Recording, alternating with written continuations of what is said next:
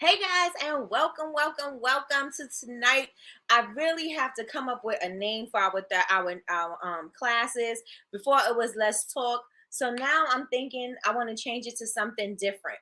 But we have to get into it. We have to get into it. Tonight we are going to talk about how to make six figures at a market.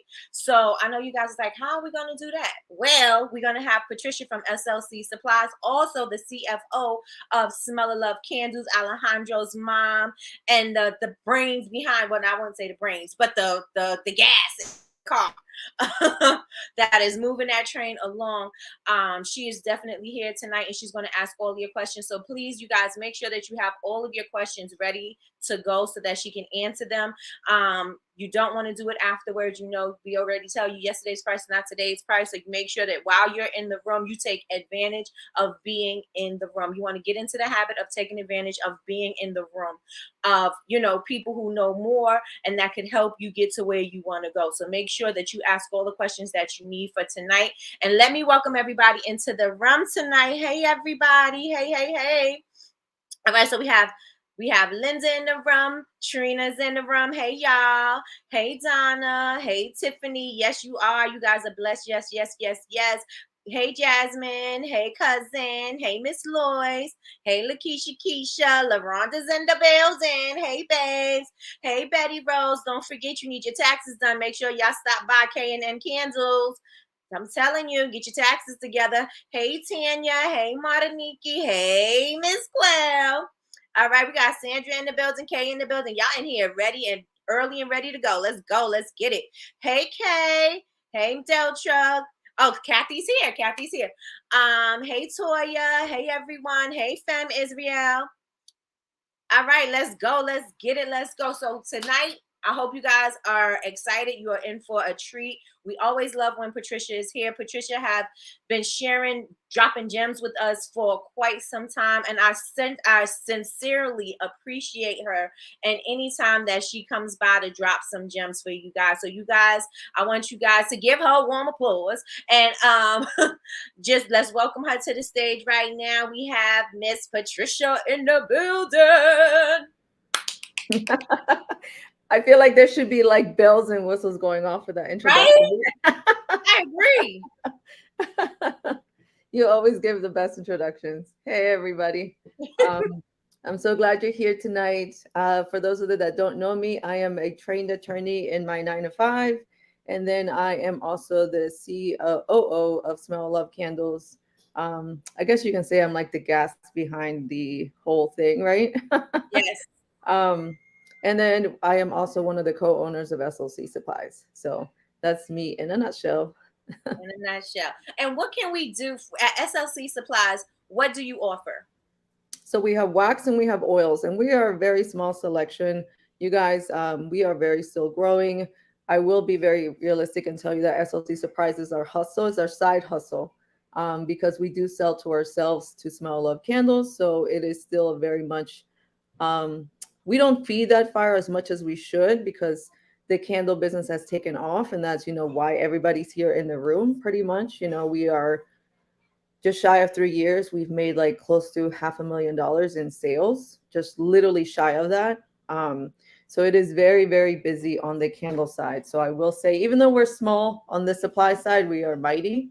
And yeah, go to SLC Supplies to see all our offerings. We will be adding more, by the way. So Yes, and that's exciting, and I can't wait because you have to offer my kind of wax. You don't even offer my wax yet. I know. It was we thought we could grow it a lot faster, but then the candle business started taking off really fast. So And you tell gotta us nurture about what's the growing right amazing now. things that's going on right now with you guys about to do New York Now.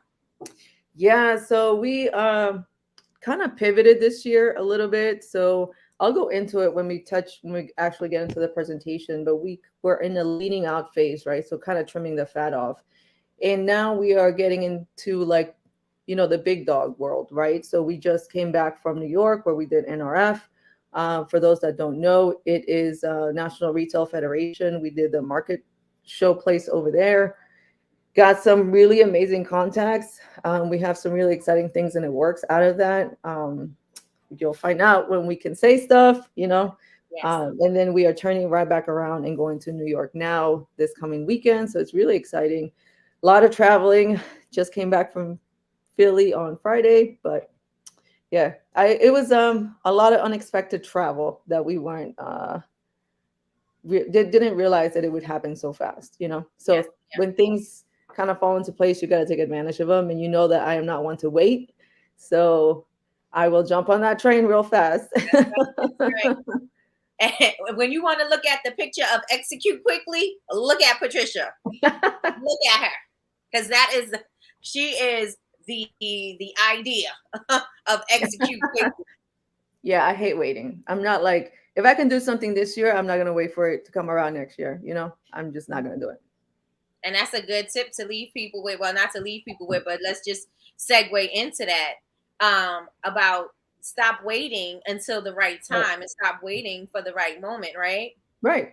Like there's never a right time. You're never gonna be prepared. You either execute when you can, you know, like the ducks are never gonna be lined up in a row. It's always gonna be like one duck misaligned, you know. It's Yeah. up to you to find the solution to have them all line up. Yes. So I am all about just kind of hitting that gas pedal, sometimes a little too fast because then I get overwhelmed. And I'm the one that takes on that burden, you know. And as you know, you've seen the stress, you've heard the stress. Yes. So yeah.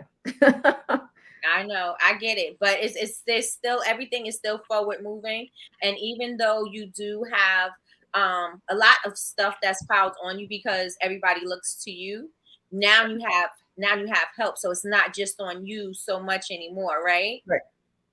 Yeah, no, we hired, so we leaned out, right? And it was a really hard decision to lean out. We let go, we closed Tyson's, we let go of a lot of people, and that was really, really hard. But we kept some people on. So we're a smaller team, but we are learning to be more efficient with that we have. Okay. Okay. And do you want to talk? Well, should we go right into the presentation, or do you want to No, go talk ahead, a ask little bit? questions. Yeah, go ahead, ask questions. Did anyone has So, questions before I jump into it?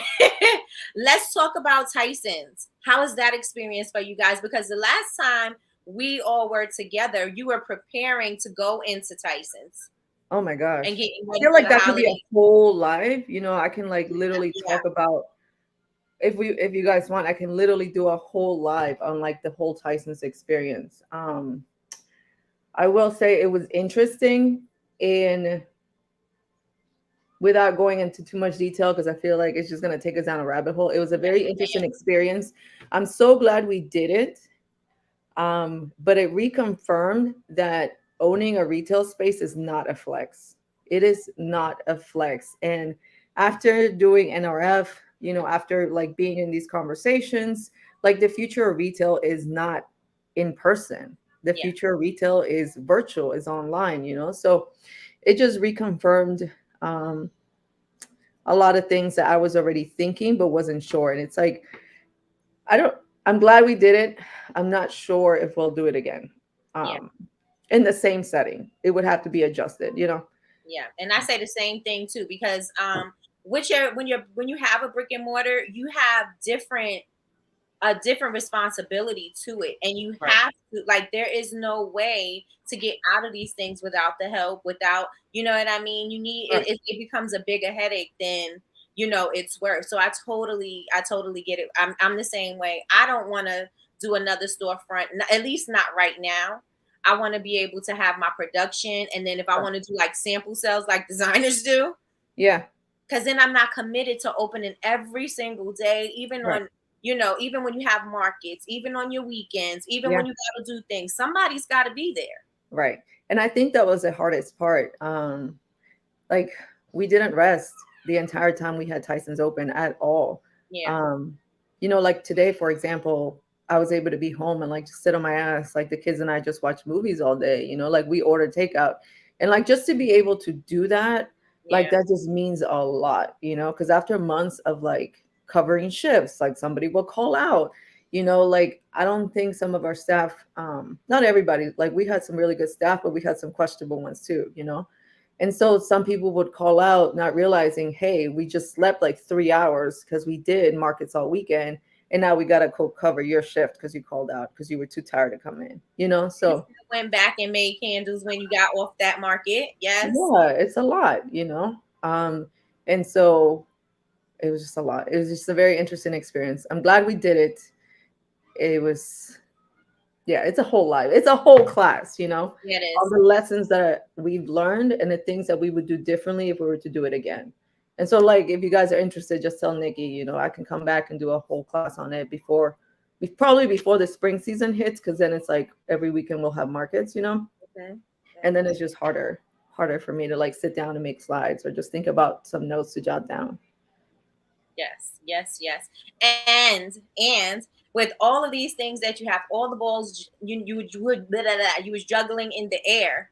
You still were trying to maintain your 9 to 5. Not still trying, but you had to. I had to.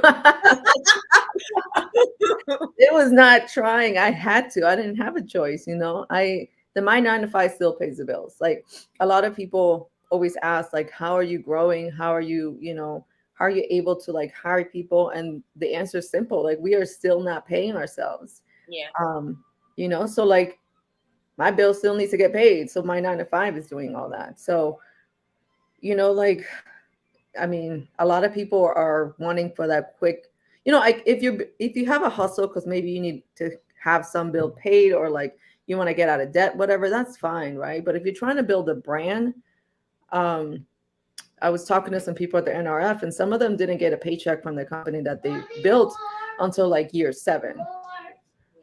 Okay, can you ask Alejandro? Okay, I'm sorry, Nikki. it's okay. Thank you.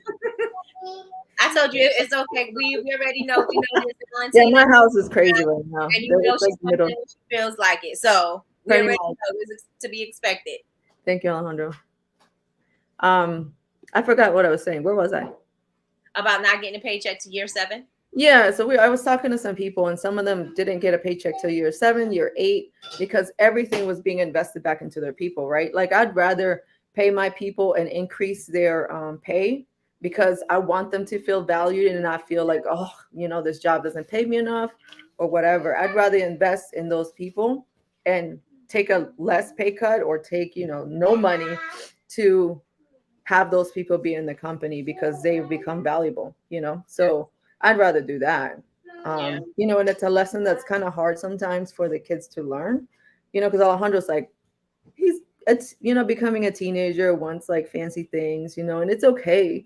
But sometimes we'll be like, hey, like maybe your allowance this week is going to be like, or this month is going to be a little bit less because we got to invest in this piece of equipment or whatever it is. Yeah, yeah. Yeah.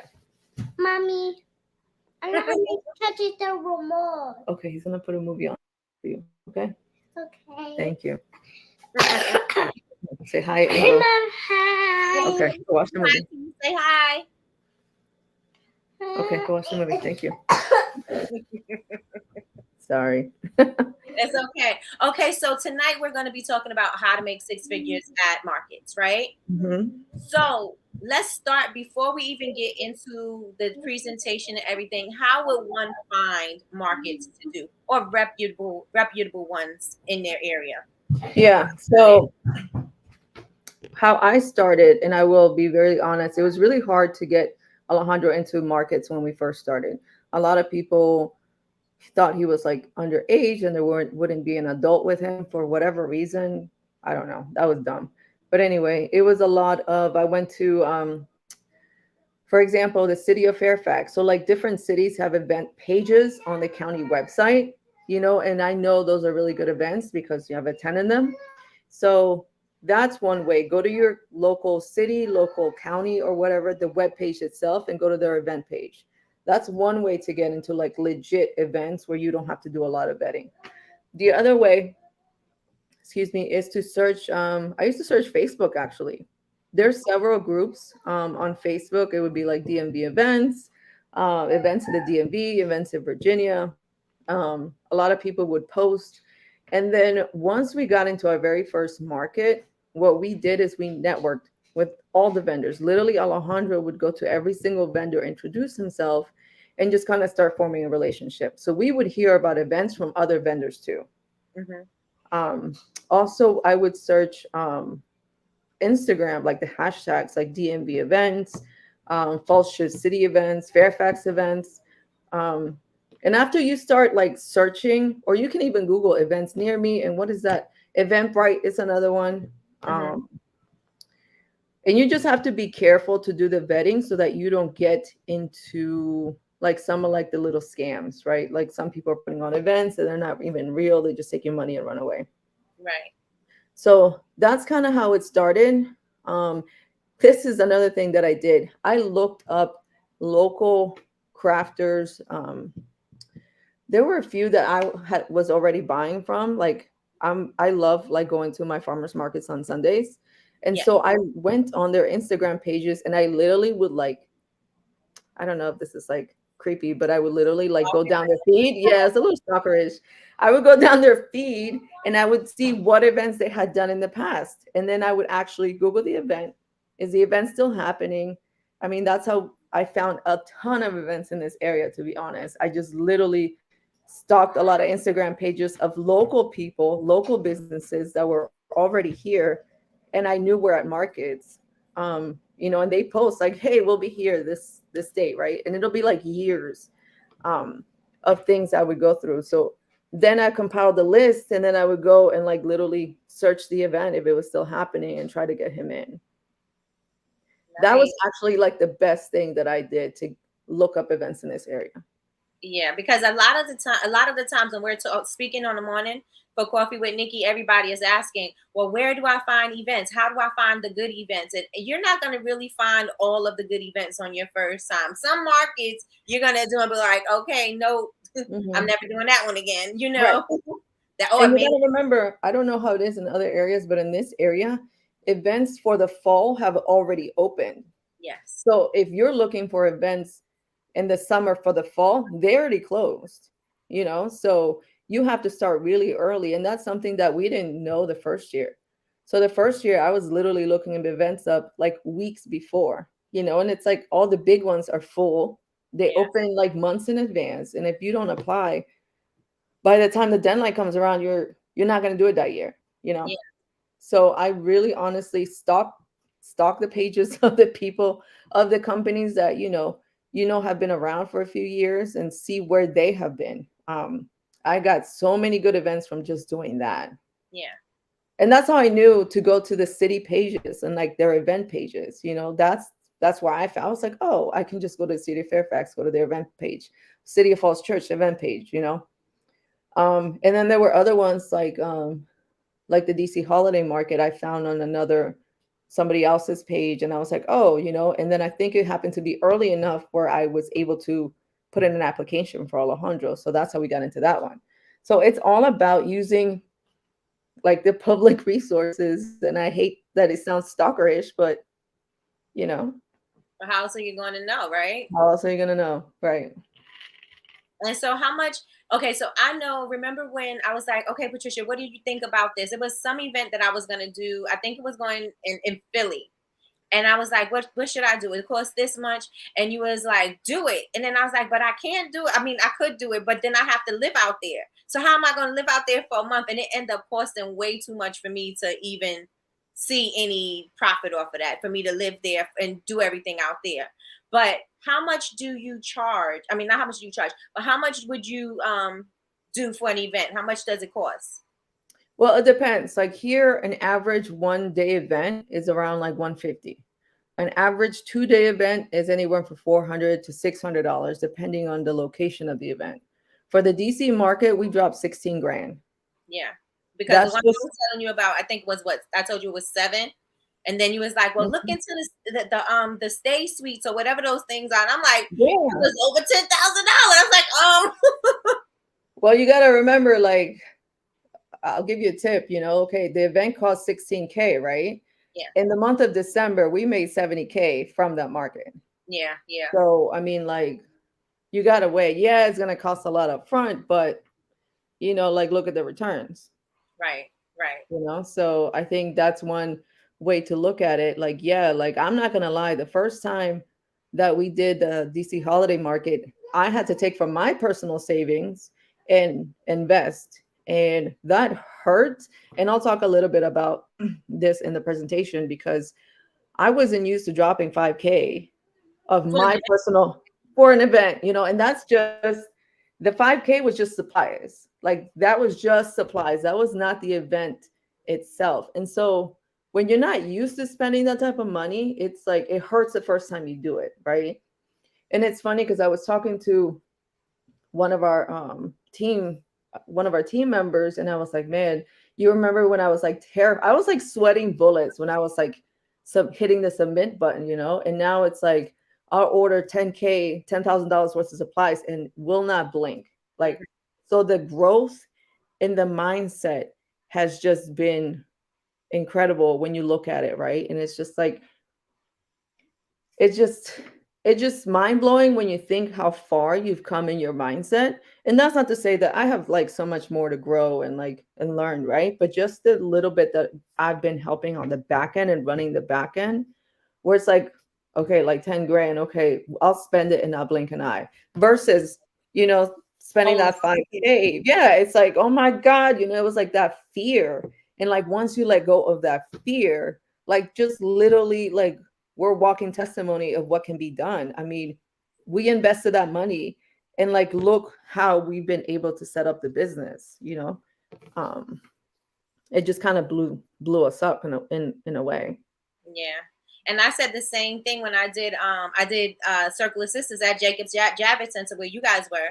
Mhm. And it cost a lot to get in there. Plus you had to have your insurance. Plus you had to make it look like a store.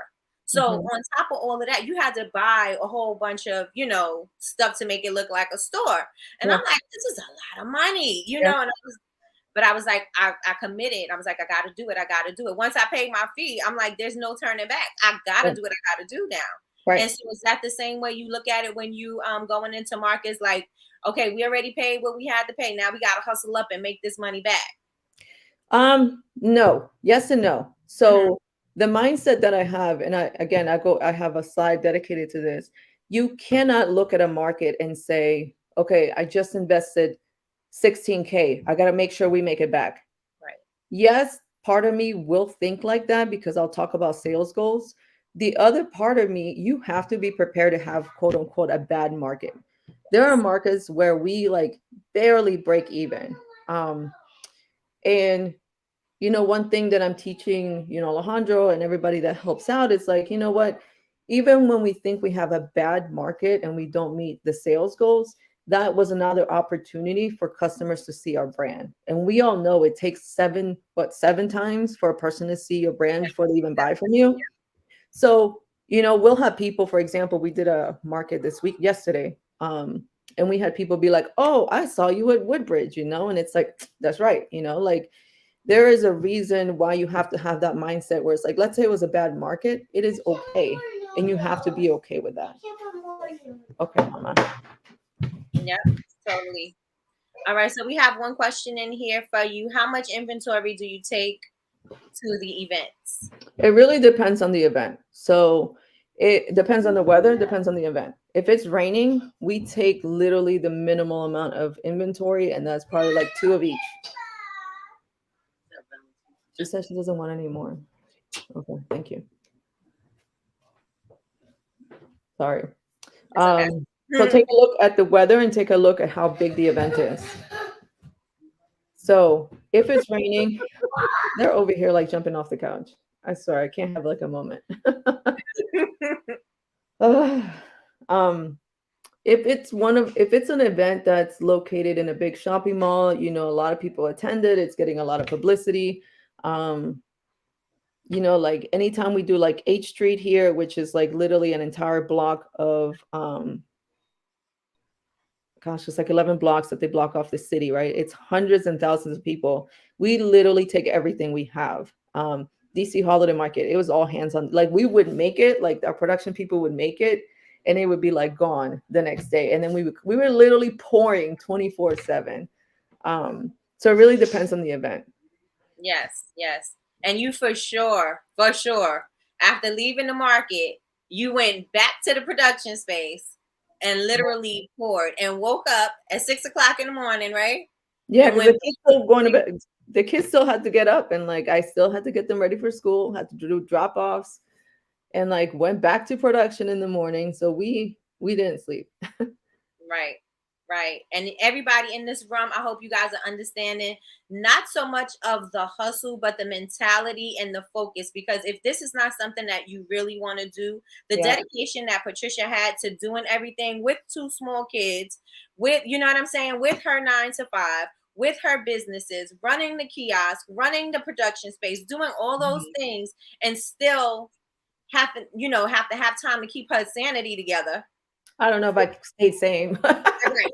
Right. I don't know if you're gonna call it sanity, but you were existing. I was existing, yeah, I was that's a good one. Yes. And I when I get into it, like it's not pretty, like what we post on Instagram is what we post, but Yes. the back end is not pretty. Like I see so many entrepreneurs being like, oh, like with these like I don't know, what do you call it? The whole lifestyle, right? Like, oh, let me sell you a class and I'm dripping in like designer clothes, standing in front of a designer car. I'm like, Right. whatever. That All is such this a lie. inventory just came in. It's like, whatever. That is such a lie. Like, I'm not going to lie. To make six figures on markets, you're going to be tired. There is no way around that. You're going to be tired. You're going to want to have one day where you just want to sit on your ass. Um, it's not pretty. It's not pretty at all. But it's going to take a few years of that to set your foundation up, and it's now starting to pay dividends where it's like, I see the power that we have in negotiations because we look at markets as a way to collect customer data. And again, presentation is going to cover that. The brands that own their customer data are the most valuable in business. And you have the most power and the most leverage when it comes to negotiating anything, and that is one thing that I realized when it came to Tyson's. Like, I put the damn work in, That's I right. put everything into place where you might be all big and bad and have all this money behind you, but when you build a foundation brick by brick and you lay it real tight, nobody can really fuck with you, That's right. you know? That's right. That's right. So everybody is loving what you are saying. Oh, we had two questions before I had started them. There we have two questions. Here's one right here from Remy Martin. Okay. How do How you do you judge? juggle how do you juggle 9 to 5? Can I do a side hustle during a 9 to 5? I don't know what that means. I don't either. Do you mean while you're working, how can you do a side hustle? We'll come back to that one. Aaron says, I just got into making my own vessels and I'm just thinking about having to pour vessels and candles. And Good his luck. vessels are beautiful. He's doing like concrete vessels. I thought that was a question. All right, so are you ready? Everybody get your pens and papers ready, your pens and pads ready so you can take notes because remember Patricia does not repeat herself because that's how we roll. Nah. And I'll be honest, you guys, I protect my time a lot these days. And I think it's because I gave it away for so long that there were people trying to take advantage. I had somebody right before they opened the kiosk um, asked to take me to coffee, and I agreed. And then like 30 minutes before we were supposed to meet, they like canceled on me. And then I'm I like, told you, no, yeah, don't go. I'm like, I'm not doing this shit again. Like when somebody is busy, like you never know what people have going on. Just Right, respect people's time. And I had made plans for Valentina to get picked up from daycare. It was like a whole shit. And it's like the reason they gave me was like they were tired. I was like, well, fuck, I'm tired too. Like I'm about to open a whole store up in Tyson's, but I'm giving you 30 minutes of my time and you can't even respect that. right. So And I have kids to take to school. and I got kids to take care of, so nah. I respect I value my time a lot. So it's why I'm very like, don't come in my DMs, like take the notes, like just don't. Unless you're taking me to margaritas, then we'll talk. That's a different situation. Right. All right, let me pull up this presentation. Okay, so you ready? Oh, so here's the question. Can you work on your candle business during your 9 to 5? So I'm pretty lucky because I do have a flexible job where I can literally wake up, and this is what I do. with my time. I wake up early, get the kids ready out the door, right? By 7:30 at the latest, I'm logged into my 9 to 5. I work on my 9 to 5 till about 11 or 12, depending on how many calls I have. And then after that, I'm going into production. And then after production, I come back. So I always have to clock 8 hours. Mhm. So I can literally split that time up, so whatever I don't get done in the morning, I'll just come back at night and do it. So I'm lucky in that way. It might change because they're trying to push us to go into the office. That's a whole different situation because then, I'll figure it out. But like, what's the problem? When there's a will, there's a way. Like, stop making excuses, like you're going to be in your own way. So I don't want to hear, oh, I got a 9 to 5. Okay, so what? You got a lunch break, you got time after work, stop getting in your own way. Absolutely, absolutely. We got people in here going to school, going back to school, running a business. We got people working, pouring candles. I know cousin Latrice is out here. She pouring candles on lunch break, and when she get breaks, everybody is still hustling and still getting it done. I mean, there is a way to get it done if you don't Exactly. make excuses. Right. Like, stop making excuses. Like, shit, I got a whole law degree while working on 9 to 5. So Yeah, what excuse? And, Alejandro was 3 years old when I started law school. So what's the fucking excuse? exactly. You And know? you had life going on. And I And had you life. had life going on. So what's the damn excuse? Like, I'm sorry. I'm not trying to offend anybody, but I don't want to hear it. I got a 9 to 5 too. And I'm running the whole back end of a 6-figure business. Like, we are doing a shit ton in sales. Like, I don't want to hear it. That's right. That's Just right. make the damn time. That's right. Period. Make time, not excuses. There you Right. go. Right. There you go. So Otherwise, you're always going to be in the same place, exactly, yes. Every So, single time. And we were talking about that circle repeating itself. The pattern that keeps on repeating itself and keep on exactly. repeating itself because nothing is changing. Right. Like, I don't want to hear it. And I get it. Like, some people are not in the, what am I trying to say? Like, I'm thinking one person specifically. I feel like you have to be in that mindset to actually go for it, right? Like, sometimes you need to live life a little bit, and it's okay if that's the phase you're going through, right? At least own it. When this person owns it, I really do like respect her for that, And it's like, I think when she's ready, she's gonna be a force to be reckoned with, And it's like, when you're ready, and you won't make any excuses, That's right. you know. That's right. All right. So I'm ready if you're ready. Yeah, let me put this up. I won't be able to see you, so. Okay.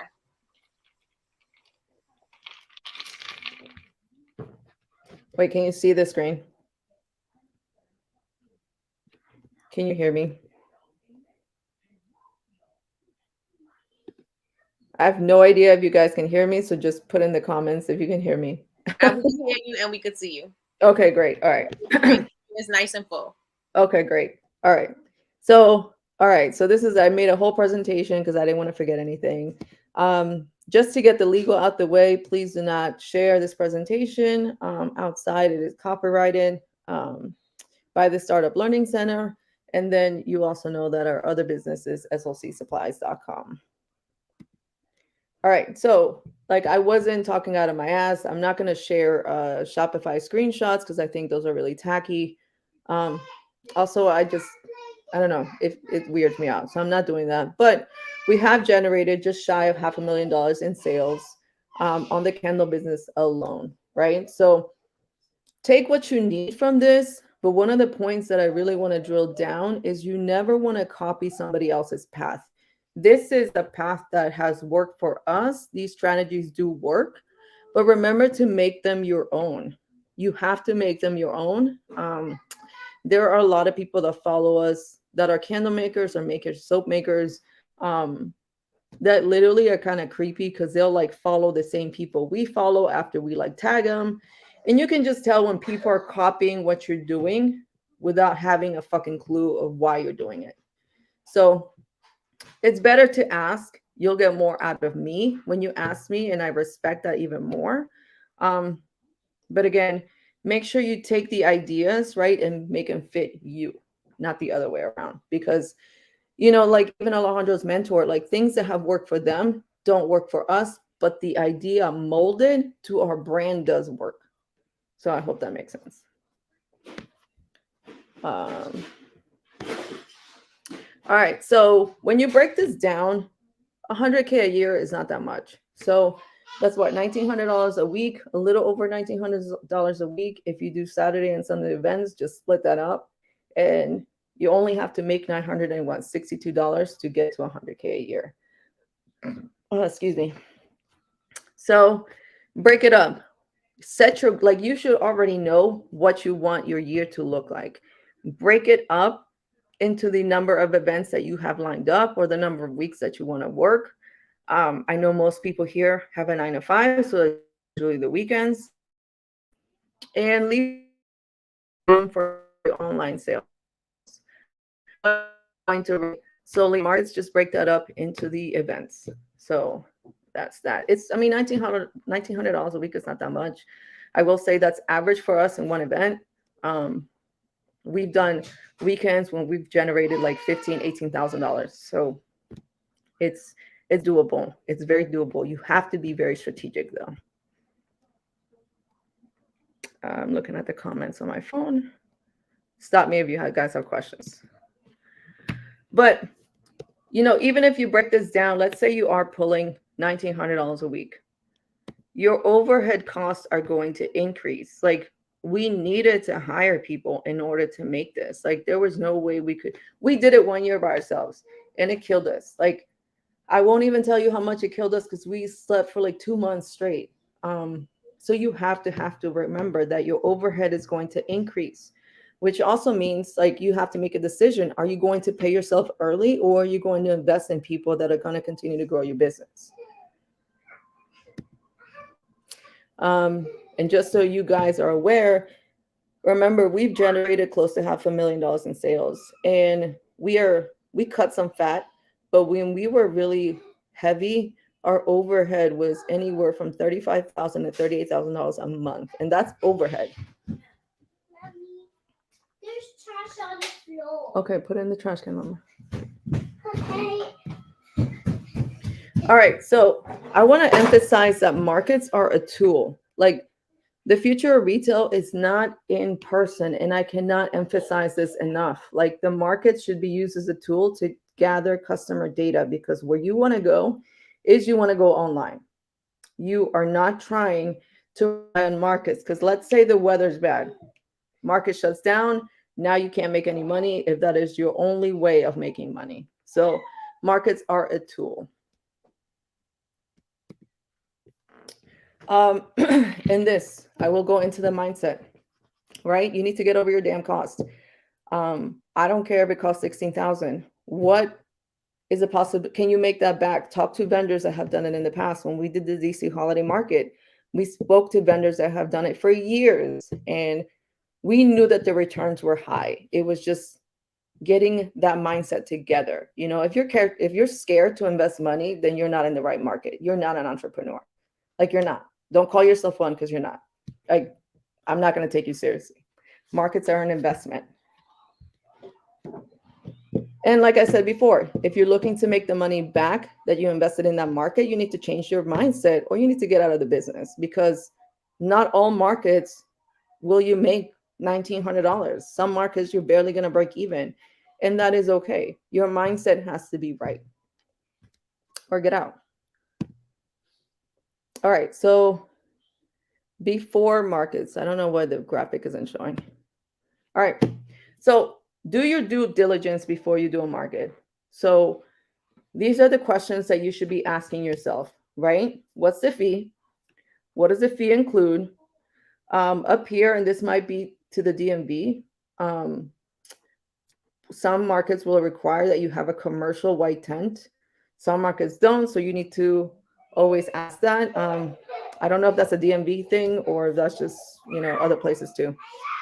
Does the market charge for people to come into the event? If it does, you know, the crowd is not going to be as high, you know, because not everybody wants to pay to come into a market to spend money, you know.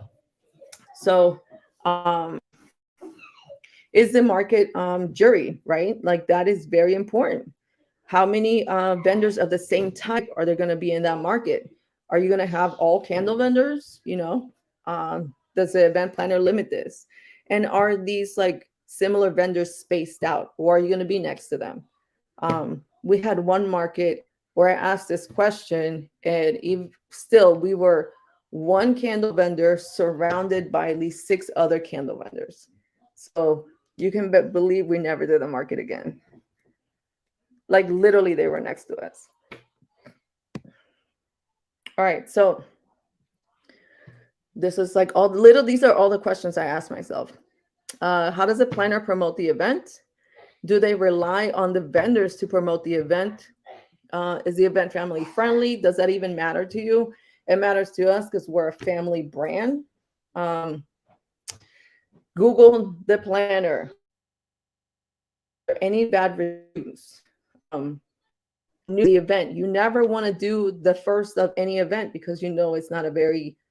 Give it some time. You always want to do established events. How organized is the planner? Some planners are a hot mess and they don't even give you the spot number until you get there. And I hate that. Like I really do hate that. How's the foot traffic? What's the location of the event? Is it in a shopping mall? Is it in a parking lot? Is it by like an anchor store? And by anchor stores like Target and Macy's, like what stores are drawing the crowd to that market? What have past events been like? Can you Google? Can you see pictures? Are there videos? How many people have attended in previous years? A lot of these event planners, the serious ones, know these numbers. What are the demographics of the event? And this is important because this one really hit me this past fall, I think. I think it was the fall. Yeah, it was the fall. Where I like H Street Festival. We make records at this event. Okay. Like we set records for our company. And then there was another event later that broke it. But at this specific festival, we break our personal company records. And I felt really bad that, I like hyped this event up and like it didn't go as well for other vendors, but I wasn't taking into consideration the demographics of at least when I was hyping it up to these other vendors. I felt really bad because I should have noted this because it was one of our avatars that attends the event. And so of course we're going to do well, right? Versus what an event that works for us and we set records might be a really bad event for somebody else because maybe none of their avatars are there. So always look at the demographics of the event. And that's something that I'm taking into consideration as I like talk to people about events that we do. Because again, a lot of people are asking, hey, what events do you do? And like, I don't mind sharing at all. Just make sure you do your due diligence on the demographics. Are your avatars there? And like I said, does it fit your brand? One thing that I can't stand is like when we get placed next to a DJ, I cannot stand it because the music is so loud. So I'd rather be, away from the DJ, but that's just me. Find out where they're going to be placed and where your booth placement is. Any questions on like how to do your due diligence when it comes to markets? You have a few questions, and honest question: is it better to do 2-day events where it is a possibility to see those numbers from Ms. Quell?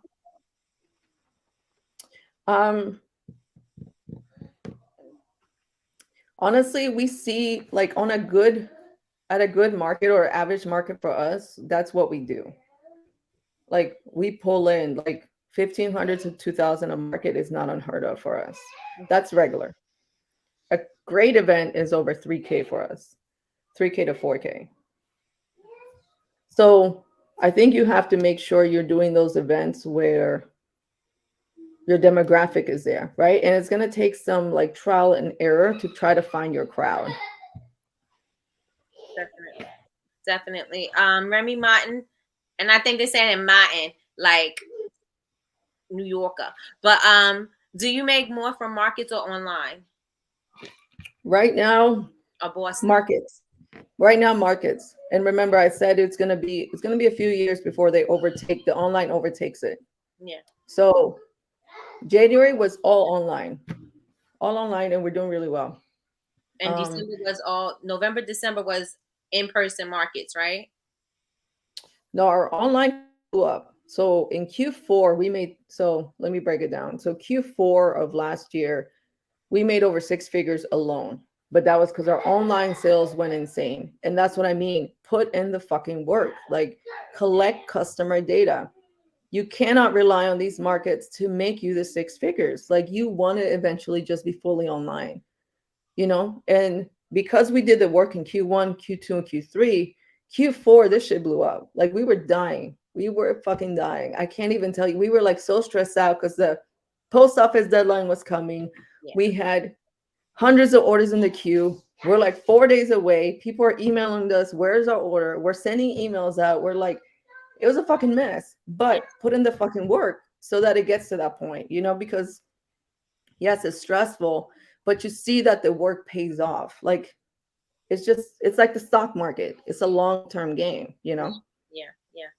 So we have another one here from Martiniki. She says she doesn't know if anyone personally asked this, but have y'all done a market where they take a portion of your profit? I have never. I don't do a market that does that. No, I refuse to do markets that do that. Okay. So Kathy wants to know, do you have a lot of wholesale accounts too? Nope, we have been direct to consumer for this time. Everything has been direct to consumer until now, until this year, where we are opening up wholesale. Got you. And then And that was on purpose. Wholesale with us before about you were saying about the 40% and make sure that you have some kind of leverage before you even get into wholesale, so that way you have something to work with. And this is the leverage. This is what I'm talking about. This is the leverage. We have over 6,000 people on our email list. We have shit ton of press that we've done. We have put in the fucking work where right now people are coming to us asking to be in their stores, and they're doing this in the past too. And we're able to turn them down. We're able to be selective. We don't need the stores. Like we're doing the fucking work, you know, we're doing the sales. We're, you know, getting the people into our funnel. We don't need the stores. But because we're trying to establish another avenue of income, we're opening a wholesale, but we're able to be selective about where we are. And that's a good point too, because a lot of people make these choices based on what they have, right? They don't base the choices because they have leverage and they can take it or leave it. They're basically making these decisions because they're desperate and they need the money, or they're just looking at it as the money right up front, as opposed to looking at, you know, their leverage in the game. Right. Oh, we're known for turning down money. I turned down a $1,200 order over the early Q4. No. And like I'm not gonna lie, we needed it because our payroll was very high and it would have made it a little bit easier. Remember, our overhead was like 35K. That is not an easy thing to have every fucking month, you know?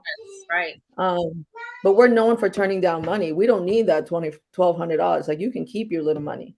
Mm-hmm. We can be selective because we have put in that work. Mm-hmm. And let me tell you, I asked Patricia, I'm like, Patricia, somebody asked me about this order. She was like, well, do you want to put your stuff, do you want to make it wholesale? And I'm like, not really. And she was like, well, then don't do it. Don't do it. And since I've built up my brand enough, I was able to be like, no, that's not what I want to do, because I want my brand to blow up based on myself. Exactly. Exactly. And if you're just picking everybody to like wholesale with, like, where's your leverage? Why would a big box store want you? It's like, why are you being a slut? Why are you being a wholesale slut? You know, like, stop being a slut. Be selective with who you sleep with, you know? Like, stop being a hoe. Yes, and that's great. Okay, so people want to know options for gathering customers' data, because Kathy says the same thing. So what do you do to collect customers' data? Shopify. I don't ask. I literally don't ask, and I've trained my people not to ask. Put in your damn number or put in your damn email. And I say email. I always say email. Put in your email so we can send you the receipt. I posted a video on SOC Supplies to Instagram. I don't ask. Like, put in your information while I wrap your shit up, you know? I don't ask. Period. Don't ask. Period. I don't ask. And yeah, you're gonna have that 1% of people that don't want to. And I'm like, whatever. I don't fight them. I'll still take their money, but I'm not gonna fight you, you know? Yeah. But you know, like, that's how we've grown our customer data. Okay, so Yaz wants to know, what are your suggestions for spring summer sales? I noticed that it's a slower time of year for me. Oh, sorry, I took it off. I'm not a big sale. I mean, remember, small love candles is not a big sales. We don't do sales to get sales. Like, there's no strategy behind that, right? Like, otherwise, you're gonna become known as a sales brand. Is that what you want? You want to be a Walmart brand? That's fine. If that's your strategy, do it. But we Right, don't do it. So we right. just bite the bullet and just kind of plan for the slow times. Right now it's slow, but we're still getting online sales because we put in that work where it comes to gathering customer information. That's right. And people are going to So be up. yeah, I'm like, I'm not the person to ask what sales can I do to get sales because I'm going to tell you to bite the bullet and just take the damn slow time to plan for the busy time. Yeah, How are you going to collect the data? Like, slow down when it is slow and plan, you know? right. That's right. That's right. All right. So this is something that I have seen a lot of people do. Like, don't stay loyal to a market. And this is what I mean.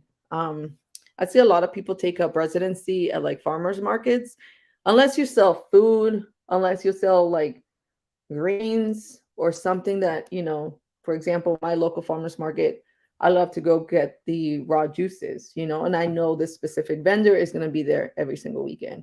Or like, I want some empanadas, and this one place has them and they're there every single weekend. Unless you're that type, don't take up a residency and be at a market every weekend because, like, what's the point? How are you showcasing to different types of people? And how are you going to learn where your people are? So, I don't recommend on taking up a residency. That's personal preference, but I don't recommend it if you want to get to those six figures. All right, so let's get into what you need to be doing before a market, right? Like, everything that we do is based on data, and it is never based on feelings, it is always based on data. How are you going to collect data? What are your sales goals? Is the market cost you what, 150 plus like what you're taking? So what is your really, like, you need to know what it costs you to be there, including your materials, including your gas, everything. You want to make sure that you at least break even, right? That's one side. How are you going to get there, right? How are you going to draw people to your booth? There's, Kathy is always at the front giving out body butter samples. Like, she gets people to come in, like, try, like, be interactive, right? Like, we're always standing out front. Like, Marniki saw Alejandro, the boy doesn't sit down unless he's eating. We're always trying to pull people in. Are you going to have market specials?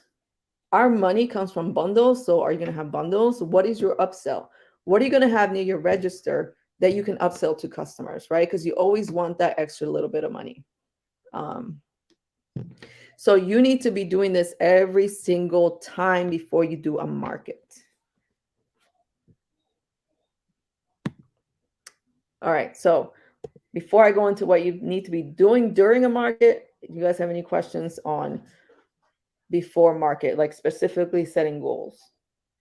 Okay, so Kathy wants to know okay. So she's just making a suggestion. She says we offer specials that you can't get online. And when Patricia was referring to Kathy, this is the Kathy that she was referring to from Ravish Soaps, and her brand is amazing. We also had her on the show talking about her brand. So this is who you were talking about when you were talking about what they do when they're handing out the body butters and stuff. Yeah, no, Kathy's amazing. Like, her booth, I'm her target audience because her booth, she didn't have to stand up front. And I don't think she got me with the body butter. I think her branding, because I'm literally her target customer, it just drew to me. I was so drawn to it. So, when your signage is on brand, it just brings people to you. Yes. Mommy, I want to watch a nail go see. Alejandro, can you put the movie she wants, please? Okay, go pick it. No, go. Okay, go pick it. Inside. Okay, go pick the movie then. I want to go. Okay, go point to the movie. Go. Let her point to the movie. See with X. Put Ghostbusters on or something. You want Ghostbusters? Yes, it's Ghostbusters. Okay, go find it. Destroy Go. Okay, go find it. And destroy. Alejandro, I'm gonna destroy call. Mommy and then Daddy. Okay, go watch the Halloween. Okay. All right, so Sorry. So what I mean, I'm sorry, y'all. we know we don't apologize. So We already crazy. know when I get you, I get the family, and I'm fine with that. So I'm fine with it. Toya wants to know how many people do you need to help run your booth? Honestly, two. You can do it with one, but we always try to do two. Sometimes Reggie will take on a market by himself, but here's the problem: when you got to go pee, right? So you got to make sure the market organizer has the volunteers when you got to go pee or go grab food. You know, if it's a long market, or you got to talk to the neighbors right next to you to make sure they look at your booth. But then that's like time that you might lose a sale. So I always recommend two, but it is doable with one. It's just not ideal. Right, especially a long one. Yeah, when it's a long one, it's a lot.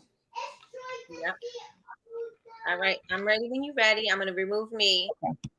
All right. So during the markets, all right. So that was before. You need to be, you know, making sure you know your sales goals before you even get to the damn market. Know how you're gonna collect data.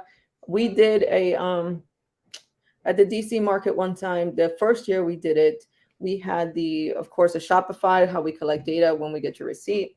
And then we also had a QR code that people would scan because we were running a giveaway. You had to enter in your information. So, like, let's say, for example, people were passing by.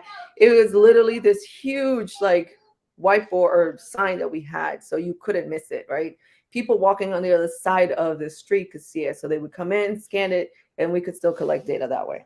So know how you're going to collect data, know what you need to make to break even, know your market specials, bundles, and your upsell, and know how you're going to bring people in, right? You need to know that before you get to the market. All right, so during the market. So this is actually a picture of our setup yesterday. So it's not the best, right? We don't have a seating area. We don't have a damn rug. I don't have shit hanging up. Like, I am for the easy setup and the easy takedown. Like, I am about the don't give me bullshit because I'm not for it. Because when you do if you're trying to make six figures, you're gonna have to do this shit every single weekend. And this shit gets old really fast. Like, so fast. You're gonna get tired. You don't want to be setting up for more than an hour. This setup literally takes us an hour. So we show up to the market an hour before it starts, maybe a little bit before, sometimes a little bit late. But it takes us an hour. From the time we get there to the time we are ready to like take the first sale, this setup is an hour. So I am about the no bullshit. I don't hang shit up because if there's any wind, I'm not trying to fight with it. You see, we have storage underneath the tablecloths. Tablecloth is a little bit crooked, but it I was passes. just about to say that. I was like, the tablecloth is It crooked. passes. The tablecloth's crooked, but it passes. You know, like it passes. It's not like extremely crooked. It passes. And this was because this market starts at 9, so we got to get there by 8. We literally got there at like 8:30. By 9:15 we were set up. So this was like our hurried up setup. But when you do it all the time, you guys, you want an easy setup. You're not trying to do the extra. You don't need a fucking seating area. You don't need no damn carpet that you got to wash off all the time. You don't need shit hanging up that's going to be like in your fucking like way, hitting your head all the time. If we hang anything, it can't be like windy at all. You know, I didn't feel like hanging up anything yesterday. We were tired. But this is our usual setup. We are changing it, but it's still we're sticking to that 1 hour thing.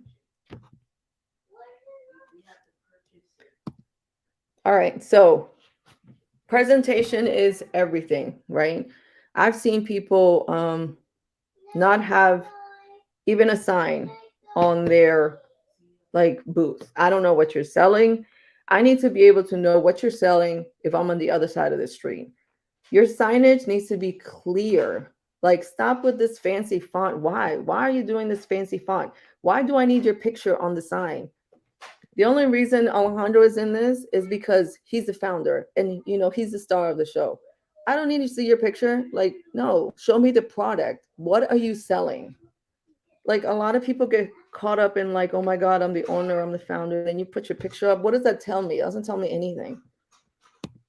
You know, be clear with your signage. Make sure your font can be read from across the street. Make sure you have your prices. If ingredients are important to your avatars, make sure you have the ingredients up. It should be so easy for the customer that if you had a self checkout, people will be self checking themselves out. That's how easy it needs to be. All right. Now, this is something that I've seen people mimic us on, right? Because we do split up. Now, to make six figures in markets, you do not have to do multiple markets at any one time. Give me 1 second because my kids are fighting. Give me 2 seconds. I'll be right back. Okay, you guys. So if you have any questions, you guys can put them in the chat. I have them right now. I have them starred. So if there's anything that she touched on that was not yet answered, please put them in the chat right now. Let me see. Yes. So the last question I have is from Trina. How much time do you think you need to get yourself prepared for a market and get stuff to set up, etc.? Well, if it's your first time doing markets, I'm gonna let Patricia answer because Patricia, this is her level of expertise.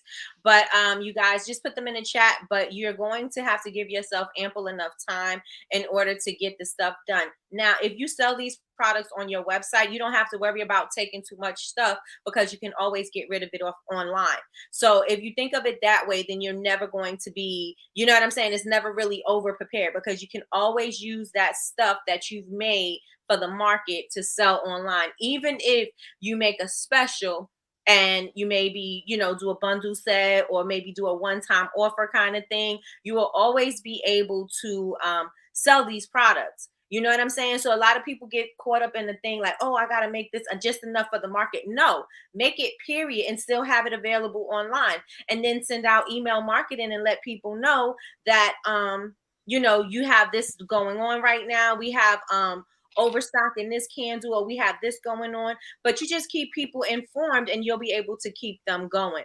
Kathy says we make a market checklist so we know what to bring so we do not forget. Absolutely. We got Patricia back. There she go. Yeah. Okay. Can you hear me? You're good. Okay. Yeah. So definitely make a checklist. We have a bag that's already packed, right? Every day. We don't even unpack it at this point. We just make sure we throw stuff back in there. So that we never forget anything. And that's not to say that we don't forget. One time we forgot tablecloths. I had to run back. So there's stuff that you're gonna forget sometimes. Hopefully you're not like really far away. But yeah, we literally packed the night before because otherwise I'm not the pack the morning of person because I will forget. That's right. And we have a checklist also in Bubble Babes University. Remember, we were working on it together, Patricia, the checklist for. Yeah, we were. Mm-hmm. All right. So I've seen a lot of people copy us in the double markets, and that's fine. But you guys just make sure that you know what you're doing because there's a reason we do certain markets, and a lot of people just kind of see us doing the double markets. But one mistake that I've seen, and I'm thinking of one specific company in general, they'll like do the same events we do and then be at the event and not even have a sign up. Like, I don't know what you're selling. The person that is your sales rep is on the phone, and I know it's really hard to find good sales reps. Like, we had some terrible ones that I wanted to fire all the time, but I couldn't because we needed the body, right? So make sure your setup is fast, easy, and simple, and that the setup is, I can go to a market and know that it's you, even if you're not there. So I hope that makes sense. Right? For the customer. It's not about a party because you set up next to the DJ. I'm not shopping with you if I see you twerking. Like, what's the point? Like, it's not a party for you. It should be a very welcoming invitation to the customer. All right. And get off the damn phones. Like, if you're the owner and you're on the fucking phone and you can't even look up and say hi, why would anybody purchase from you? Like, ask yourself that. Get off the damn phone. Like, engage. That is very important to a lot of people. I've had people come up to us and be like, I stopped at your booth because you guys were the only ones actually saying hi. Yeah. Like just a simple hi, not even like come in, like we're just waving at you and saying Kathy hi. said maybe she wants to twerk. I mean, like that's a different thing, right? But what I'm trying to get at is make sure it's a welcoming experience for your avatar. If your avatar is into twerking, that might be a welcoming experience for them. Always think about what the customer wants, your avatar wants. All right. So, and this, I cannot stress this enough. Collect your data. Collect your data. Because you want your online to overtake your markets. Who wants to be doing markets all the time? Like this shit gets tiring really fast. Like it gets old really fast. You're gonna be in that. We've vended in rain, we've vended in snow, we have vended when it's like almost a hurricane outside, it gets old so fast. 100-degree weather, shit is melting, like it gets old On fast. fire on your leg, remember? Right. Like it gets so old fast. I can't even stress that. Who wants to do this shit every weekend? Like it's okay if you do it for fun once in a while, right? Because your line has grown. But to rely on the markets is not fun. Like it's not fun. All right. So this is confirmed, guys. You can Google this. You can go on the NRF. You can go outside the NRF. Like this is facts. Like brands that own their information and their customer data are considered the most valuable. If you were to sell your company at one point in the future, the more data you have, the more valuable your company is considered. You also have the most leverage in any negotiation. They're going to want you, and you're not going to be negotiating out of desperation. And that is key. Stop using Square is what I'm trying to say. Stop using Square. Collect your fucking data. All right. So at these events, network. I've met some really cool people that I consider friends. But stay away from the fucking drama. There's a lot of jealousy. There's a lot of greed, especially from people who have been doing this for a while and are stuck at a certain level. And there's also a lot of greed for people who started with you and you have blown up because you're putting the fucking foundation into place and they're not. So stay away from the drama. I had one person in particular come to me and be like, oh my gosh, you got scammed because this event is not well run pretty much and blah, blah, blah, blah, blah. And I'm just like, whatever. We broke even at the event. And like I said, I never look at an event as a bad event. As long as we break even, I just stay away from the fucking drama. If someone's giving me drama, you guys can argue with your damn selves. Like, I'm not into it. I'm not for it. I don't have the damn time. All right. Any questions on what you need to be doing during the... Not argue with your damn self, Patricia. I told you about that story when I was at the beach. I told you about that. Right. There have been people, there've been people try to argue, and I'm like, I'm not arguing with you. You can argue by your damn self. That's right. That's right. Pearl wants to know, can you suggest some of the best ways to collect data? We use Shopify. I swear they need to be paying me. They do. They need to cut the check. They really do. Patricia, we need to figure out how we can get these brands to cut the check because we be pushing. Yeah, seriously. Shopify is what we use. And the only reason we use Shopify is because Shopify, if you want to grow your e-commerce, that is the platform to be on. And we use Klaviyo for our emails. So everything is like integrated and I don't have to go in and do anything. So everything is automated, right? And that is why I stress Shopify.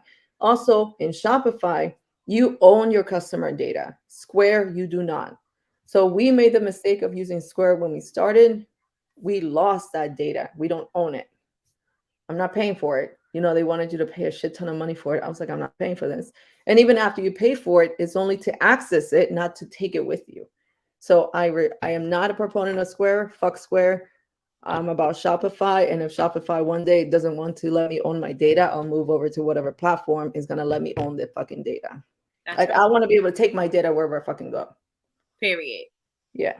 Period. Okay, so Donna wants to know, stop using Square. Please explain. Don't understand. I think that you just did. Right? Yeah. Shopify POS for everything. And that's only because we want to own our data. Remember, you are valuable when you own your data. Like, why are you using Square? Because it's easy for the customer? Fuck that. Let them take the 2 seconds to put their data in. Right. Right. I Um, cuss a lot, y'all. So if you have kids around, I mean, my kids are used to it. nope. All right. Anything during the market? Oh, one more question. One more question. Kavi wants to know, what about Squarespace? Fuck Square. Oh my God, fuck Square. You don't own your data. Like, what part of that is not clear? You have to own your data. If it's not, Shopify, if it's not Klaviyo, is there another platform that lets you own your data? That's fine. Use that, whatever Shopify's competitor is. But honestly, Shopify right now, for the time being, until a competitor, and again, I'm not loyal. So whatever competitor comes around and offers the same powerful tools that Shopify does, and it's cheaper, or we even get to gather even more data, we're switching. Yeah. So where do you own your data? That's where you need to be. And also with Klaviyo actually makes it easier for not only for you to know your data about, your customers and getting them signed in, but it also keeps it track of the way that they're shopping, their habits, and what they're doing. So it kind of like puts everything in categories for you. So Klaviyo is kind of costly, but they're all about the data, and you own that. That's where, I mean, like, honestly, you need to be where you own your data, right? Like Klaviyo right now is the most powerful, in my opinion, to segment your customers. I can literally pull up a customer profile and know what their LTV is. I can literally go into Klaviyo and know who's been on the damn website, what they have clicked on, what part of the email they've clicked. Like, the data that Klaviyo offers is so powerful that until a competitor comes around, we're probably going to be with Klaviyo, That's right. Because I hate how much I have to pay, but It I costs a love lot. yeah, I love the fact that the information that they give me and how I can segment my list. I Mhm. love that about them. So go back a little bit and tell them what LTV is. Oh, the lifetime value of a customer. So we're focusing on two things, right? You want to focus on your AOV, your average order value, and you want to focus on your LTV.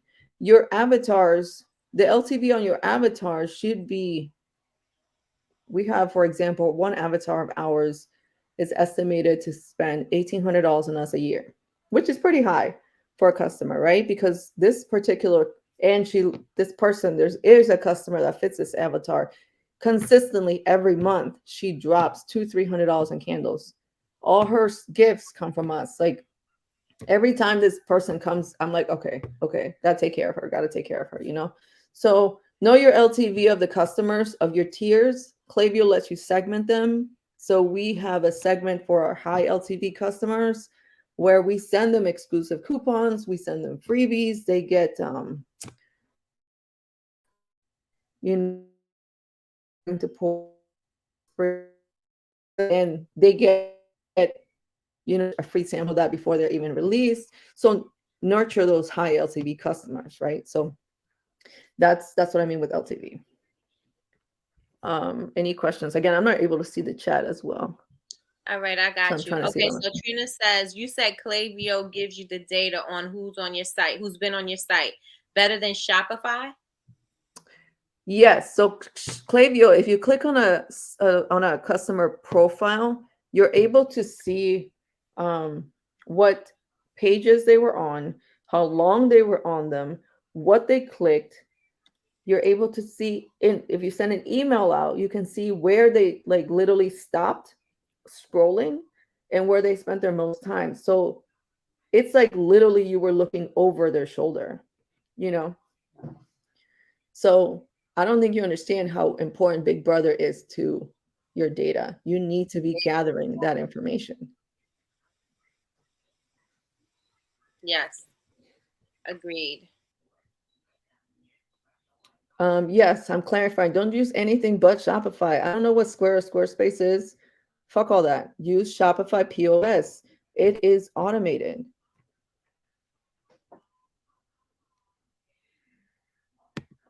All right. So are we good with the during?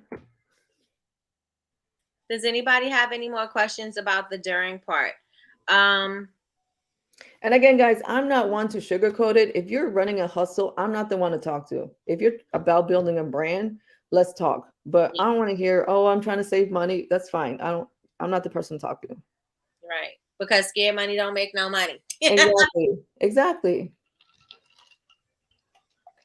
All right. So if you guys have any questions, I'll put them and I'll star them. And when she takes a break again, I will inject the questions into the thing. All right. So after each market, you need to analyze, right? You need to stop. I don't care how busy you are. Sometimes we do double markets, it gets busy. The week after, I will analyze. I will be like, what did we do well? What can be improved? There's always something you can improve. Always. Don't think you're perfect because you're not. There is always something you can do better, right? Would you do that market again? And you need to record why, because there are markets that we did 2 3 years ago that I'm like, wait, why didn't we like it, and then I have notes. So I have an Excel sheet where I'm like, okay, we're not doing this shit again because of XYZ. you know um, Record your sales data and your analyze your customer data. Excuse me. Why? Analyze your AOV, average order value, at that market. Was it where you wanted to be? you know was it Is it going to raise your yearly AOV? Is it going to raise? You always want your AOV to go up. You never want it to go down, because remember, if you're trying to make six figures, your AOV needs to be high. It needs to be around $50 in order for you actually to make the six figures. If your AOV is like under $10, you're not making six figures. So record that. So I have notes and Excel sheet from like markets when we first started, where I was recording the AOV. I was like, okay, what went well in this market? Would we do it again? And I'm able to, when we do that market again, improve, because I'm able to look back and be like, okay, this market, we have to adjust this, because sometimes your setup needs to be adjusted. Um, Depending on like market space, sometimes you're like butted up against other people. Sometimes you got to switch your stuff a little bit. So record that. You need to have a running Excel, or however you organize information. My brain does it in Excel. I'm old school. So I literally have like market date and like notes, right? Like next time we do this, we need to adjust the setup to do this. Or next time we do this, a lot of people don't want to carry bags, so we need to offer a buy and then pick up and go after, or something. Okay. So like I said, you're gonna have a bad market, but don't ever look at a bad market as a bad market. You need to get used to this. We know this. On average, it takes 7 times for a person to see your brand before they decide to buy from you. And a bad market is never a bad market. It's just another opportunity for somebody to see your brand another time. You have to get into that mindset. Yes, you want to have goals. Sometimes you not meet those goals. Out. Gonna do a may not do them okay at it. Your mindset should be like, okay, well, man, maybe you lost a little bit of money. Maybe you barely broke even, but more people were able to see that brand. Okay. So that was all I had for the presentation. Do you guys have any questions? Let me pull it back. Patricia, that was absolutely amazing. So we do have a question in the chat right now. It's from Chris Marie. For a 3-day event, what is a good start on quantities of candles to bring or have made? Have made off. Wait, have made off. Had they expect 40,000? If they expect 40,000 guests, how much should she have on hand? It depends, right? Where are you located? Are you located in a high traffic area, or are you located off the beaten path? The event can have 40,000 people, but if you're not located where they're going to see you, you're not going to have customers. How many scents of the candles do you have, right? If you're expecting all 40,000 customers to stop by, and again, I think, remind me, Nikki, I remember I had this in a presentation. It was, you want your conversion at markets to be 25% or higher. But I thought it was 10% when they say estimated amount of people, you do 10%, bringing that amount of product in. That's on the low end. Yeah. We shoot for 25% to be our conversion. We don't always hit it sometimes, but we're on the higher end. We do anywhere between 15 to 20%, but I always overshoot. Mm-hmm. So I always go for 25% conversion. So if 25% of 40,000 people buy, that's how many you need to take. Not going to get there. I think we've only had a handful of markets that we get there, but because we overshoot, we always kind of tend to be on the higher end of the conversion. And I always say too that even if you make more, if you don't sell it at the event, you will be taking it back, but you can always sell it online. So it's Exactly. not Like, like it's a loss. Or to the next yeah, event the following weekend. exactly. If you're not selling food, you're going to sell the quantity anyway. Right, because it's not going to get bad. It's only going to get better. Exactly. So Mhm. you can't, if you don't have a product that's perishable, what's the problem? Yeah. Okay, so then we had a question when you went for a second. It says, how much time do you need to get yourself prepared for a market, setting up, etc.? We give ourselves an hour. If we can't get set up in an hour, it is too much crap. I'm not about the, you're not going to come sit and, no, I'm not setting up a seating area. I'm not setting up a damn carpet. Gotta clean that shit later. Like, no, not doing that. It's fine if you want to do that setup, but then you're gonna have that. For example, the DC market, that our setup got shared a ton. I think it like 56 shares. It got set up a ton, but that setup was up for 3 weeks, Yeah. and that setup took us 14 hours. And you didn't have So, to close it down. You didn't have to and break we it didn't have to down close every it night. down. That is the only time you're gonna see me be extra with anything. Mm-hmm, mm-hmm. Now, before we do set up the night before, we pack. I will say packing takes us, we've gotten it down to about an hour, and then it takes us like 2 hours. So one person two people will pack all the inventory. Then we got to put in the cars. And then the other person will make sure we have like the bags, the tissues, Yes. everything charged. So it's a lot. So if you count the night before, it's like 3 to 4 hours. Mm-hmm, mm-hmm. So Kay wants to know, do you use a tool for your spirit? You use a tool far as the spreadsheet, or do you do it old school for tracking sales after a market? So Shopify, I track everything on Shopify, but I track our events in an Excel sheet old school, and I track it by year. So I want to be able to be like, for example, this year as I'm looking back, what events did we do last spring? I'm like, okay, this event sucked, but this event went well. This is why it went well. So I'm able to look back at the notes. Mm-hmm. That's not tracked on Shopify. All right, let me check and see. Let me get some more for you.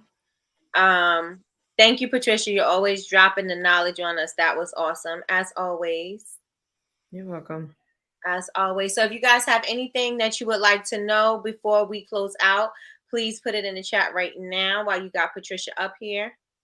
Um, here you go. How do you know if you have a business or a hustle? You know, you know. You know if this is a business, whether this is your hustle. This is not a hustle for us.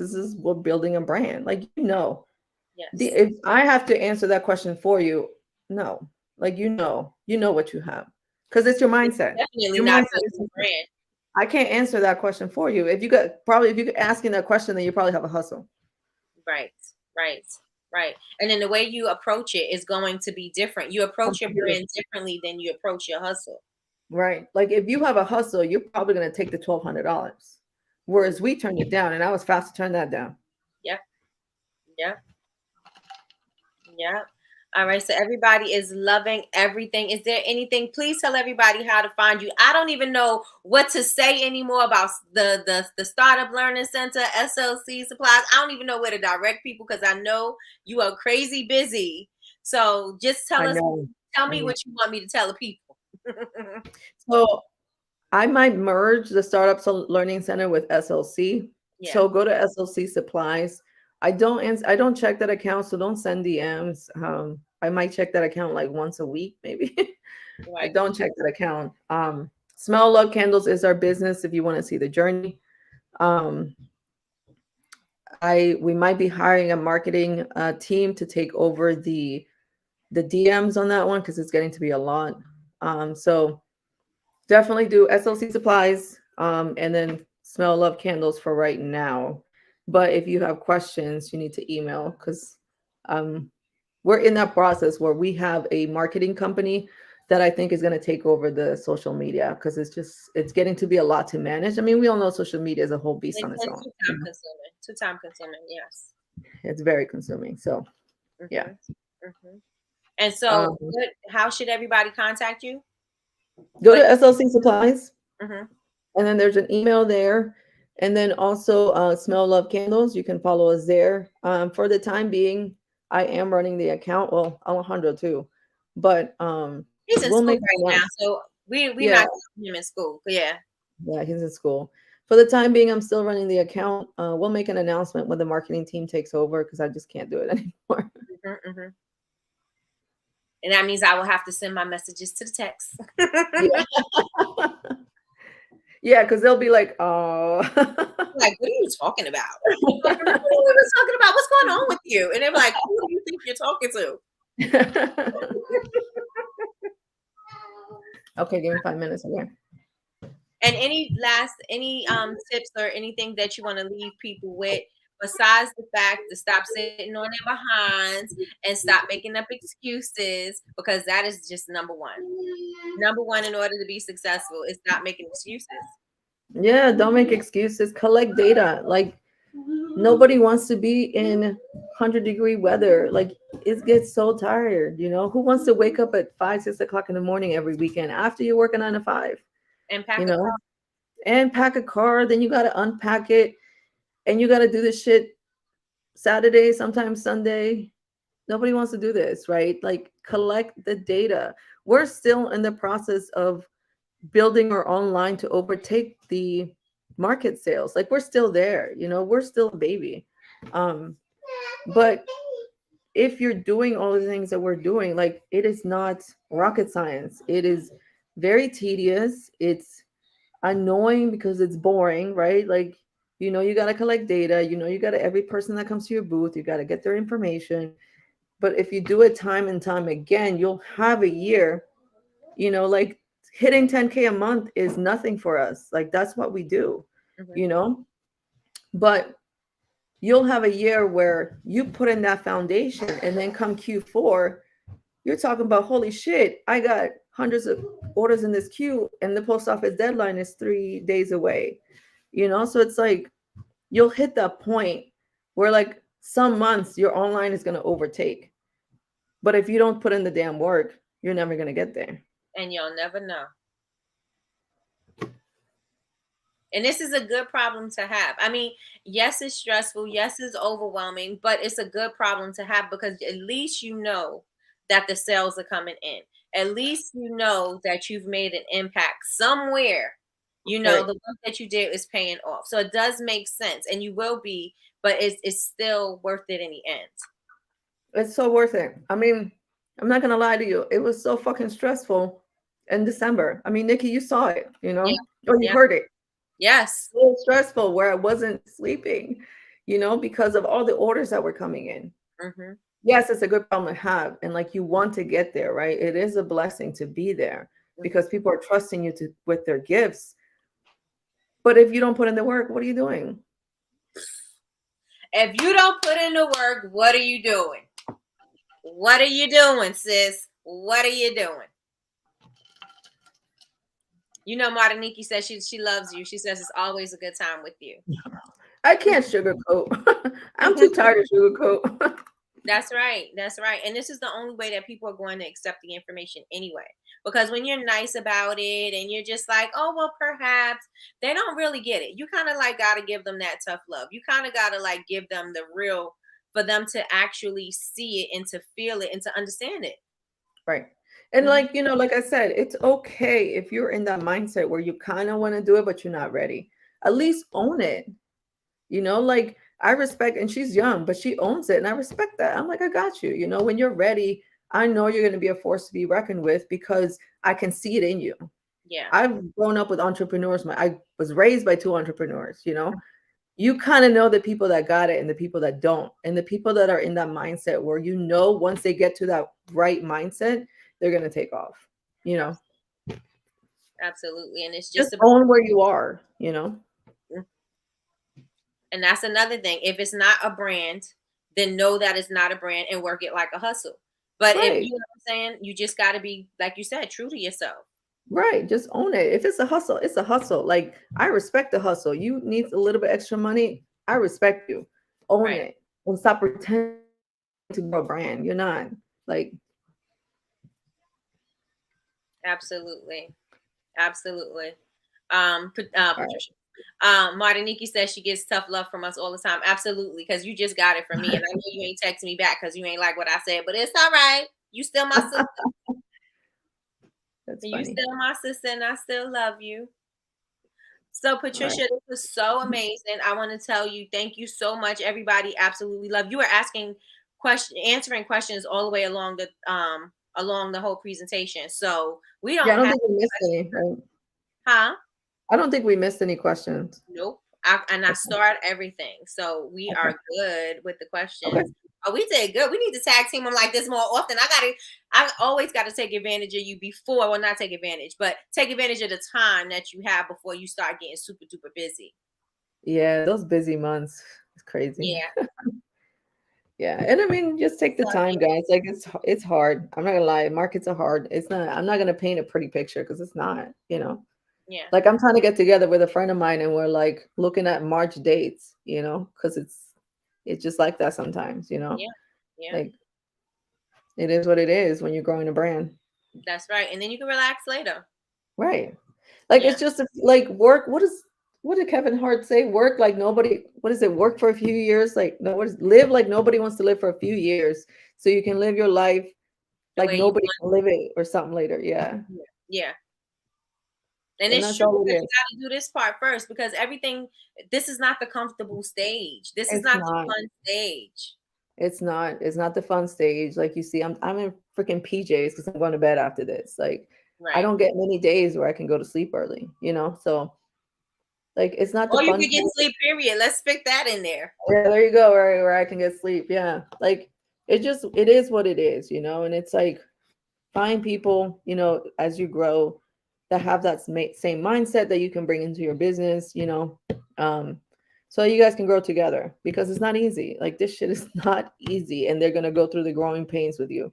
Um, you might not have the best systems in place, you know, it's like it's just it's a learning curve right now. It's a learning curve. I don't know everything right now. You know, I'm just passing on what we have learned.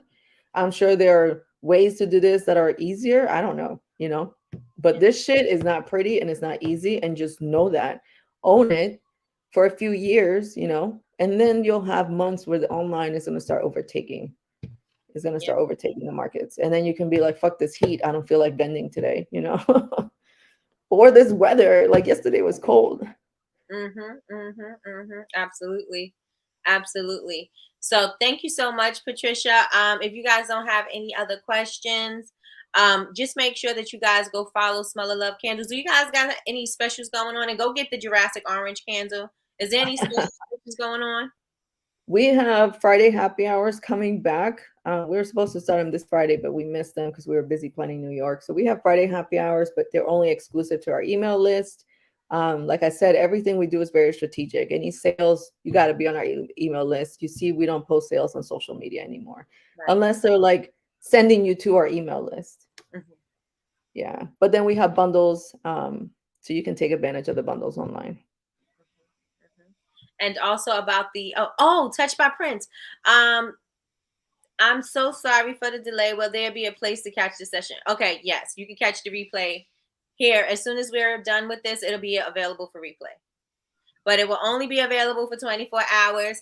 But I did see that you requested to join the Facebook group, so you will be able to access it there.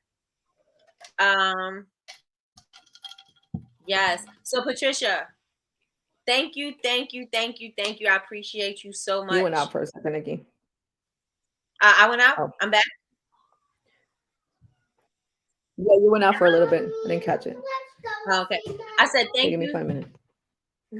She's like, you said 5 minutes, 5 minutes ago. um, that is my This girl. little Did y'all girl. see me and Valentina together? Valentina could be my daughter. Is You she can gonna be have my? her right now. I'll take her. I will take her. Because we are both extra and loud, and we get it. Oh, so extra. Oh my God. Yeah, she's so extra. Mm-hmm. You I'll know, be she doing won't all wear anything that's not a dress. The PJ's got to be a dress too. She's mad that I put her in like pants today. and it's got a sparkle. That's right, right, Valentina? It's got a sparkle. Hi. Right. What you All gonna right. sit down in the chair? All right, you guys. Let me know if you guys have any questions. Mommy, look, this Yeah. is a new room. Isn't she pretty, you guys? She's so pretty. Unicorn princess, you know. Right, Valentina? You the unicorn princess? Huh? All right. Let me go put her to bed. Hi. Okay, say bye. Say bye. Say bye, my soul. Say bye, your soul. Valentina, where you going? Say bye, my soul. Let's go. Okay, Okay. give me 5 minutes. Oh my goodness. All right. Thank you so much, Patricia. I really appreciate you. I know your time is very valuable and you're busy, and you did take the time to create the presentation to be here with us. And I just want you to know I value your time. And thank you so very much for just sharing your information with the audience. And if you guys have seen from the beginning, you have watched the growth of Smell of Love Candles. You have watched the growth of where they have gone from where they started. If you were with us from the beginning, you know. Listen, girl, when I was talking to you, you wasn't talking back.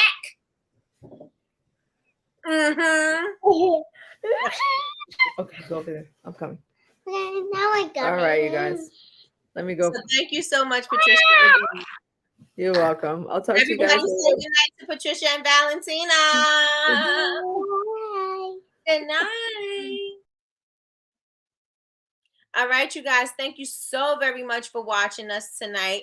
And the replay will be up as soon as we get off here. You will be able to catch the replay if you missed some parts from the beginning. All questions were answered. If you have any questions afterwards, you can find it on SLC Supplies, or you can, I think it's info@smelloflove.candles. If there's something that you missed. Also, if you want the checklist in order for you to, your vendor's checklist, what you need to pack, how you need to set up, all that information is in the Honor Society right now.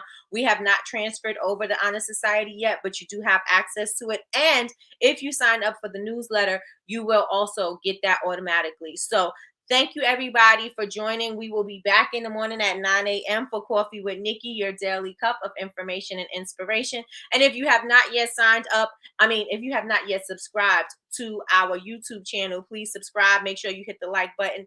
And you guys, I hope you got a lot of value and you took a lot of notes, because this was a good one. If you didn't take a lot of notes, just catch the replay and start writing. Start jotting down your notes. So thank you so much. You guys have an amazing night. Bye, y'all.